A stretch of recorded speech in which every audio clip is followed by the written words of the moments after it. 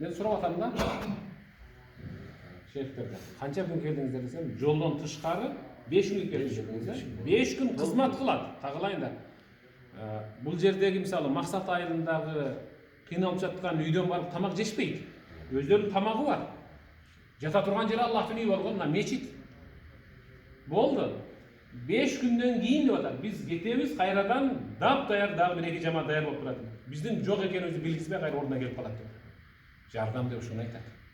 Мінекей, жардам деп шуны айтады. Алар кеткеннен кейін дағы келеді. Сіздерден Аллахым разы болсын. Сіздер қаласыздар. Батайын арасында. Төрт райондан бірігіп. Ne айтып қояйын.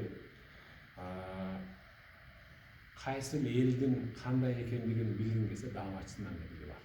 Дағуатшы ошол елдің қаймағы айтып қояйын. Таластың бүт, Талас елінің атынан келіп атышатты. Талас елінің атынан келіп атады. Айшенеңізге жала жауылып, баяғы Убай ibn As-Salul жала жақпады.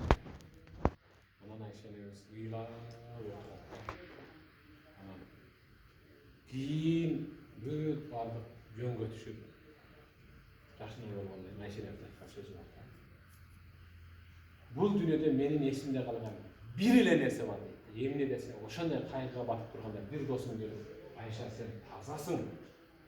Кайгырба, Аллах Таала сенин таза экениңди баары ачык айт деп, ошол эң көп мага дем берген, ошол гана эсимде калды деген да.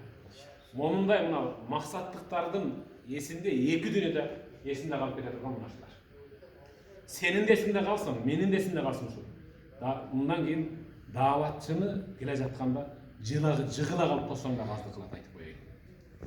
Аллахым разы болсын да сізге.